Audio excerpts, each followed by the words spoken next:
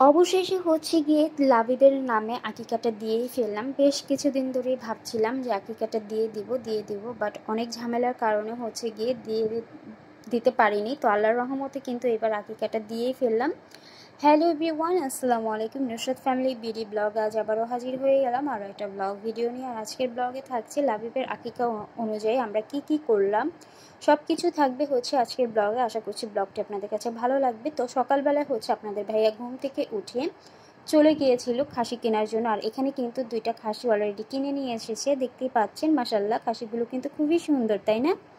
তো আমি কিন্তু এগুলো নিয়ে একটু দুষ্টুমি করছিলাম, আর এদিকে হচ্ছে লাবিবও দুষ্টুমি করছিল। আর লাবিবকে দিয়ে কিন্তু বারবার হচ্ছে খাসিগুলো মুছিয়ে দিচ্ছিলাম, দেখতেই পাচ্ছেন।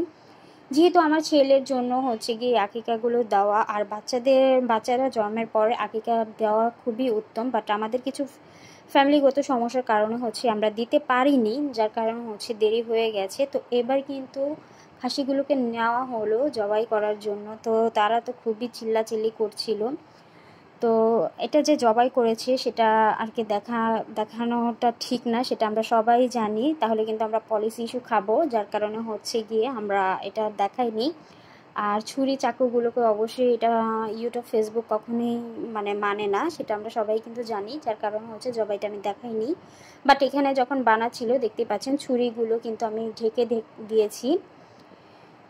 তো যাই হোক, এবার কিন্তু খাসির যে চামড়াগুলো আছে সেগুলো কিন্তু আলাদা করে নিয়েছে, দেখতে পাচ্ছেন কি সুন্দর করে ঝুলিয়ে এগুলো আলাদা করে নিয়েছে। যখন আলাদা হয়ে গেল তখন হচ্ছে এগুলো বানানো শুরু করে দিয়েছে। তো টুকরোগুলো কিন্তু আমি দেখিয়ে দিয়েছিলাম যাদেরকে দিব, যারা গরিব আছেন, অসহায় আছেন, যাদেরকে দিব তাদের জন্য ছোট ছোট টুকরো করে নিয়েছিল, দেখতেই পাচ্ছেন খাসিগুলো। তো সব কিছু যখন বানানো হয়ে গেল তখন হচ্ছে গিয়ে এবার হচ্ছে ভাগাভাগির পালা, হচ্ছে যাকে যাকে দিব তাদের জন্য হচ্ছে এগুলো আমি ভাগ করছিলাম। ছোট ছোট পলি ব্যাগে করে হচ্ছে তাদেরকে দিয়ে দিচ্ছিলাম। আর এই খাসিগুলো কিন্তু অবশ্যই গরিব মিসকিন যারা আছে, অসহায় এতিম, তাদের কিন্তু প্রাপ্য। তো তাদেরকে দেওয়ার পর হচ্ছে এবার হচ্ছে আমরা যে খাবো তার জন্য রান্না করে নিচ্ছিলাম আমি।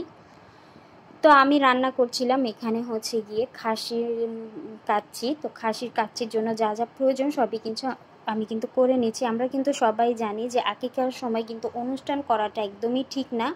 তো যার কারণে হচ্ছে আমি কোনো রকম অনুষ্ঠান এখানে করিনি, জাস্ট যাদের গরিব মিসকিন যারা পাওয়ার তাদেরকে দেওয়ার পর হচ্ছে গিয়ে আমাদের জন্য আমরা বাসার যারা আছে তারা খাওয়ার জন্য আমি এখানে খাসির কাচ্চি রান্না করে নিয়েছিলাম। ব্যাস এই ছিল আজকের ভিডিও। তো আজকের ব্লগটি আপনাদের কাছে কেমন লেগেছে অবশ্যই কিন্তু কমেন্ট বক্সে কমেন্ট করে জানাবেন।